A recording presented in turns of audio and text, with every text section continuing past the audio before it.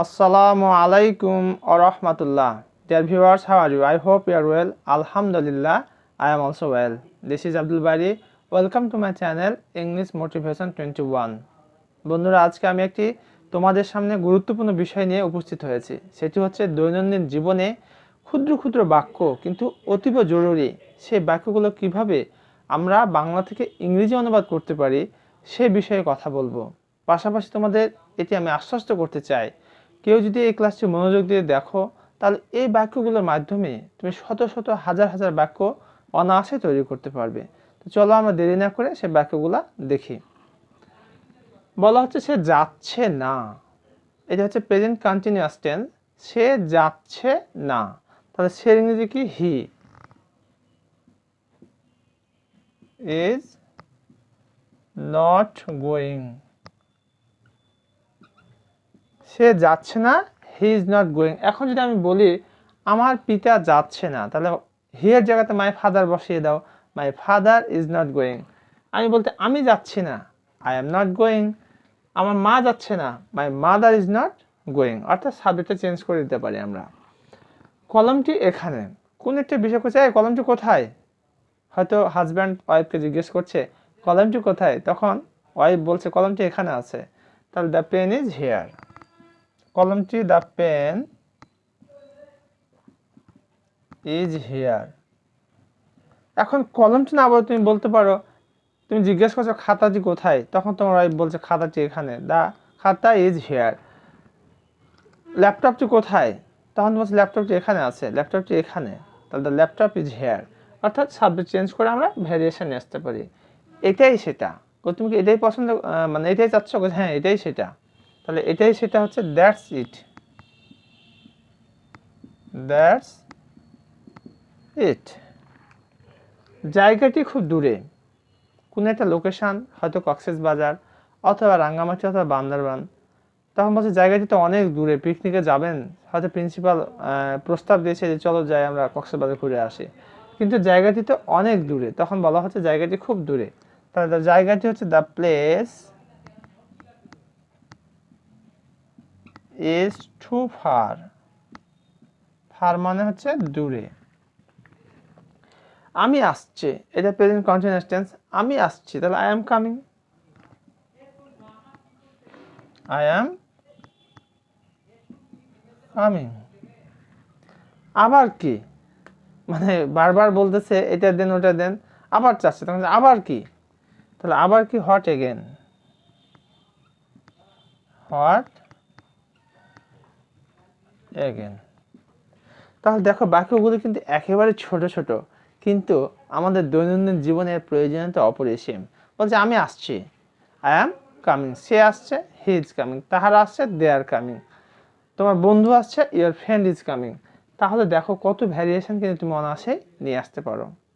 এরপরে যে বাক্যগুলো আছে সেগুলো ঝলক দেখে নিই।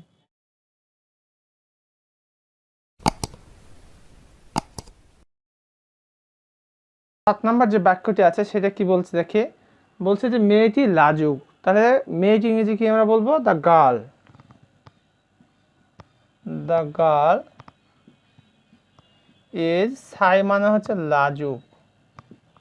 দ্য গার্ল ইজ সাই। তুমি মেয়েটি না বলে বলতে পারো আমার বোন লাজুক, my sister is Sai.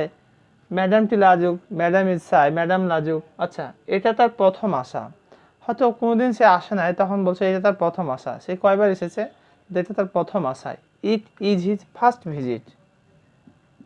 It's মানে it is his first visit. It is his first visit. তোমার বন্ধু ধোঁকা দিচ্ছে, মানে তুমি যে তোমার বন্ধুকে বিশ্বাস করছো, আসলে বিষয়টি এমনটি নয়, তোমার বন্ধু তোমার কি করছে? ধোঁকা দিচ্ছে। তাহলে তোমার বন্ধু, ইয়োর ফ্রেন্ড, এটা present continuous tense. Your friend is kidding.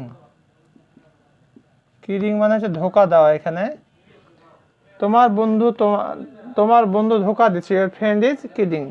তোমার ভাই ধোঁকা দিচ্ছে, ইয়োর ব্রাদার ইজ কিডিং। তোমার শিক্ষক ধোঁকা দিচ্ছে, ইয়োর টিচার ইজ কিডিং। তোমার প্রতিবেশী ধোঁকা দিচ্ছে, ইয়োর নেইবার ইজ কিডিং।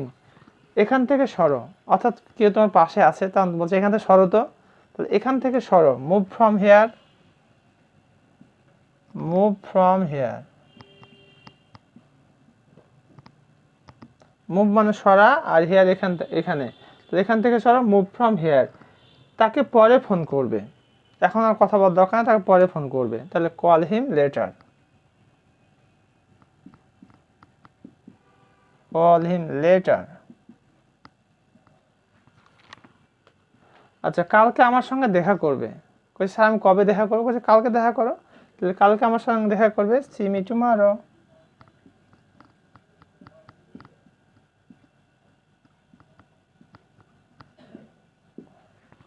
তাহলে দেখো বন্ধুরা, এই বাক্যগুলো আবার দেখে নিই। মেয়েটি লাজুক, দ্য গার্ল ইজ সাই, এটা তার প্রথম আসা। ইটস বলতে এখানে ইট ইজ হিজ ফার্স্ট ভিজিট।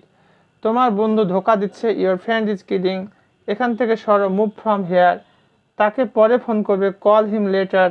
কালকে আমার সঙ্গে দেখা করবে, সি মি টুমারো।